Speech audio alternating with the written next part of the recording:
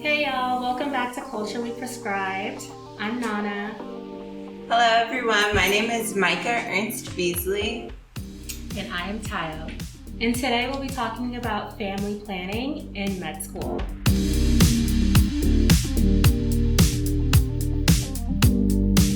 So Micah is a lovely classmate of mine, and she actually has a beautiful baby girl, and she's also married. So today we'll be discussing how she's able to get through, the rigors of med school, as well as her own personal life that she has going on right now. I feel like we all probably have our paths that we thought about when we were 6 years old, or that's how old I was when I, figured out that I wanted to be a doctor. And you kind of think about it and you're like, okay, after undergrad, I'll go straight to medical school. And in reality, that's not the path for everybody. After applying for the first time after undergrad, I didn't get in. And that, I feel like, was the first time I ever really got a rejection or anything like that in my life. I'm sure, like all medical students, we all thrive on doing well in school and,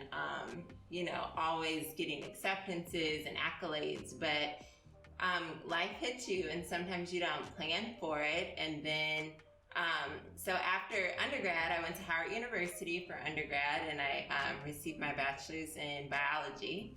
And then I applied for a master's program. So I applied to get my MPH, which is Master's in Public Health, from Emory University. Was able to really learn about providing healthcare on a population level and really what that means.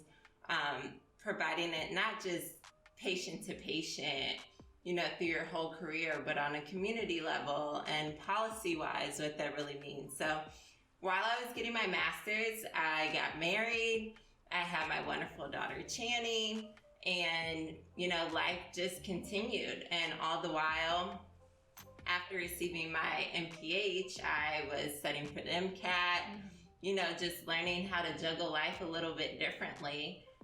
And I feel like there really isn't a blueprint or a path that is, just the quote unquote what it's supposed to be, because now the quote unquote untraditional medical student is more common. Right. And it's what I feel like applications are, it really bolsters them to say, actually, I have a little bit of life experience and I've traveled and I've done research. Having my daughter Channing in my master's, I feel like that was the first kind of experience in learning how to balance. So I received my MPH, and then from there, I was a scribe because the path was always medical school. It was just a matter of when. And when I got my acceptance and got that right MCAT score, because at the end of the day, we all know that that's really the bread and butter. So getting my MCAT score, getting my MPH, those were all, I think, gems on my path. And having my daughter was a huge prize that I couldn't even have imagined for myself at that time, because now as a medical student, you just have something else. Sometimes students really find it hard to balance their own, maybe even mental health, and finding especially in the middle of a pandemic, there's so much seclusion and you're trying to figure out, there's still the stress of school for us. We still have class every day almost. We have exams every week, so it hasn't slowed down, but now you might be by yourself for months. But I have my daughter Channing, I have my family, and, it's just always a bright spot, no matter how hard the day was, no matter how long the day was, it's just something that I couldn't have planned for myself, but God had better plans for me, so. I'm always just so amazed at people that I consider real adults. It's I'm an adult, but I feel like it's I'm only taking care of myself, you know what I mean? So it's people that just have so many different responsibilities. So it's you have to take care of yourself, like you said, your mental health. You have to take care of your kid, and then it's you're also married, so you have to take care of that relationship as well. And then it's okay, school is on top of that. Can you touch a bit about I guess, how you manage your schedule through each step. So you said you were an undergrad. I assume you were dating your husband back then. So I guess during the time, when did you get married? How was that, trying to arrange your schedule, his schedule? And then when you went to grad school, how was that, being pregnant in grad school, you know what I mean, giving birth, and how did you just manage your schedule with all of that? Yeah, so I think parenthood, and even when you're married as a student, it's something that for me, and maybe it's different for each person, but I think especially when you become a parent, you learn that you have to roll with the punches. You have to be flexible. Some people, like I said, I'm not so type A medical student. I'm somewhere in the middle. So I'm okay with having a little bit of flexibility, but I'm also, you have to learn what works best for you. So for me, having that time in between getting my master's in public health and studying for the MCAT and trying to balance being a mom and everything at once, I learned that the best time that worked for me for studying, because at the end of the day, that's what is the most important for us to keep going. Right. My studying is at night. So we have class during the day. I'm not a morning bird, so I wake up, but I stay up late, and it's after, Channing has gone to sleep. I'm able to, just thankfully been able to balance going to the library in the evenings or, whatever the case may be, to school. And that's what works for me. I've even learned, I've tried to stay home, but then as a mom, you're just trying to get your house together and you might get distracted. So I go to the library. When Channing is asleep, I've already done dinner. I've meal prepped for the next day. And when I get there, I'm focused. But for me, it's really about flexibility. And what I've learned as I've grown older also is just being able to give yourself grace. Like, to know that, okay, I have 5 things on my checklist to go through today, but if I only got to 4, even if I only got to 3, all right, you did the best that you could, you're balancing, and tomorrow you'll just wake up and you'll catch up and you do what you can. And, I've just been so thankful for God's grace for me to just be able to continue to do well and somehow balance it all. But really, I think it's about flexibility, and you learn that more and more as a parent. Something that I really commend you for, I'll never forget when I saw you and your baby at Chipotle. I think it was like a Saturday afternoon, and I'm thinking, wow, like, I'm here as like a break, but you're just like on mom duty. And that really stuck with me, and I really commended you for it. And I don't think I ever had a chance to actually tell you, but that really like struck me on a personal level. And I'm like, there is no day, like, as medical students, we don't have days off, but there's like no day off, there's no second off for you. And I really commend you for that, because you were on mommy duty, and and thank you. And that never ceases. Never stops. Yeah, it never stops. Yeah, for sure. I will say, like, my sister Beyonce says, there are no days off. Yeah. But, that's something that I think also makes you stronger and more apt to deal with residency and what rotations look like. And just, I think when you're growing up, you think, okay, I'm going to graduate from undergrad and I'm going to go to medical school and then I'll be a doctor and life will just be sweet from there. But we all know, there's always the next step.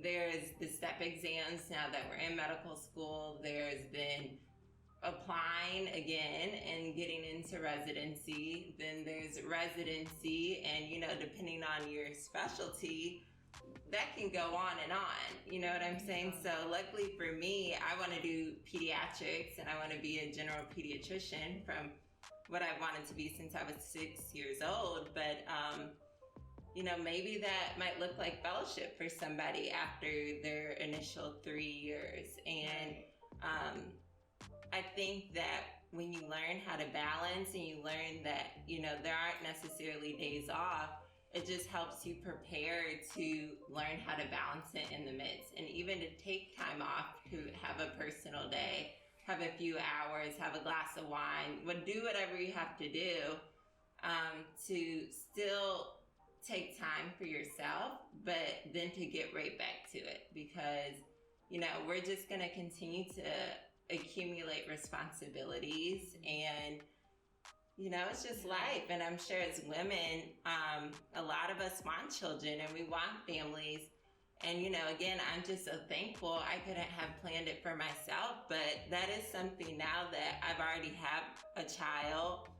It's one less thing to worry about and stress about, because a lot of women, especially quote unquote, again, untraditional students, if you're older going into medical school and, you know, you have 4 years there, you might have 3+ years in residency, you still have to think about family planning, and, you know, women think about their biological clocks.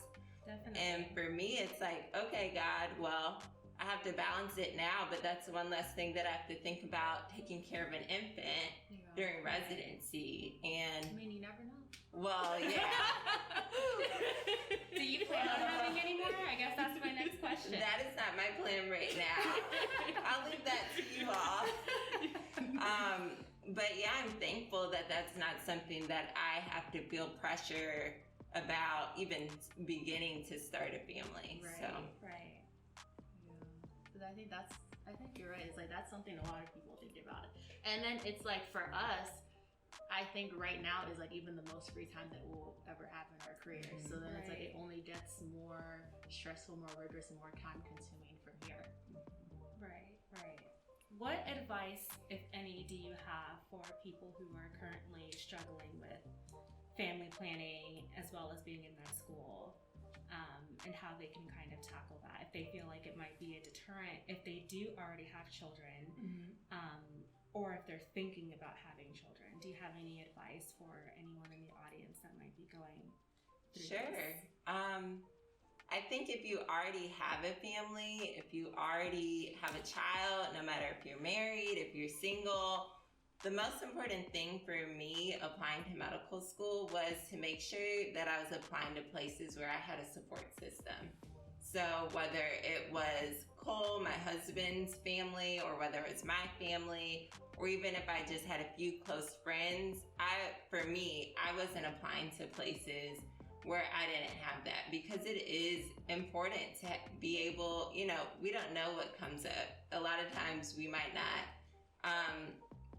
know our schedule ahead of time, where it's like we can call a parent from out of the state to come. So being able, like in the middle of a pandemic right now, my daughter, who is 4, is in virtual pre-K. So, what does that look like? Oh my goodness, it could be its own show, okay? But virtual pre-K, she has 2 meetings a day, virtual meetings, basically like Zoom meetings with her teacher. So that's twice a day, 4 days a week. On the 5th day, just depending on whenever you schedule, they have 3 meetings, because then they have a one-on-one. And then they have 3 virtual assignments they have to submit. You have to have them watch the video of the teacher reading or saying their math lesson or whatever. And then you have to record your child responding to it and making sure they get that right. And it's its own day, okay? So trying to balance that, and for me, school, because we still have class every day. And luckily, you know, just by God's plan with COVID, at least I'm virtual now, so I don't have to be in person or worry about lectures being recorded, right? So now I have kind of more of that flexibility, but also getting back to having a support system. My husband's cousin, who is in real estate, who really has a flexible schedule, is able to take on that load of virtual learning every day, because she has children who are also that age. So I'm blessed to be able to drop Channing off in her learning pod, which a lot of parents are doing now, a close set of students who are learning together. And, you know, luckily having a parent there who can accommodate the children, because it's its own undertaking, and to still be able to balance your schedule, whether you're in medical school, whether you're, you know, whatever you're doing, it's a lot to try to balance. So that's how I really think support systems are very important, but also just realizing when you're applying, no matter, even if you have a family or if you don't have a family, one of the biggest lessons for me after not getting in the first time, like I shared, is learning that it only takes one yes. And for me, that was a huge, huge lesson. If you apply once, if you apply twice, if you apply 3 times, it only takes one yes. So now we're all sitting here second years and we don't know, the ins and outs of each other's journey, but we're all here. Right. And at the end of the day, we're all gonna be doctors. So I think keep going, just balance and keep applying, keep bettering yourself, wherever you may be. And to me, as a spiritual person, I believe that it'll all work out for your good. So yeah, I have one more question Yeah. before we break. So just back to again your schedule. So obviously it looked completely different pre-COVID. So can you, I guess, go by your day-to-day schedule before COVID happened and then how it looks now? yeah, so it is very, very different, which I'm sure for everybody. Yeah. But so yeah, daycare was its own thing before Channing was at an age where she could do pre-K now. So having to balance waking up in the morning, making sure your child is there by, there's a certain time they have to be at school by, because again, I'm not the morning mom, bright and early. I'm just like, okay, let's get ourselves together, Right. and make it to class. And that's why I said, That's me too, girl. That's me too. Yes, and that's a testament to I am not I'm in that bed, like, listening to lectures. Yeah, so I was just, giving yourself grace again, Yeah. waking up, dropping your child off, getting to school, trying to get, as much of that lecture in that you can, because I'm also a student who likes to be in class and likes to have what we talk about in medical school, that being my first pass at material, which, we can go into a little bit, but in medical school, you want to have multiple passes of the material that you're learning. So whether that means reading the material, looking at it through a video, listening to it in class and in lecture, writing out notes, those are all passes. And the more passes you have, right, we all know, the more that you're able to retain the information. So class was my first pass. And we start at 8 a.m. Yeah. Some schools start at 9, and some always have the benefit of recorded lectures, but others might not always have that. Right. So, for me, that's what my day looked like. I would be to school, and if I needed to pick her up that day, but also having a support system, being able to lean on family to pick my child up when I needed to study when we had an exam the next day. I was able to have that flexibility to stay at school and study the rest of the evening. So now there's a little bit more flexibility, but I'm still taking my child to, shout out to you, Candace, to Candace's. And, I'm able to allow my child to be in somewhat normalcy in a kind of a school setting, and then go to school and learn and listen to my lectures. And then I'm either at the library or at school all evening, or, if it's a day like today where we just had an exam, I'm able to take a little bit of a reprieve and have some free time to spend with Channing. So That's beautiful. Yeah. Well, thank you so much, Micah. Well, thank you for having me. And, it's a difficult time for everybody, but I'm happy that we can continue to have a conversation and increase the appearance and the voice of students of color in the field of medicine. So thank you for listening to my voice and, allowing me to talk about encouraging other parents and people who might not have such a traditional path. So thank you. Right, and thank you for allowing us to share your story. It's honestly very inspiring, and once again, I really commend you. What you're doing is definitely not easy, and you're very admirable. So, Thank you. I appreciate you all. Thank you. Air hugs. Air hugs. Okay, so thank you, everybody. That was our show. I hope you enjoyed it. Please follow, like, and subscribe. And so thank you. Until next time.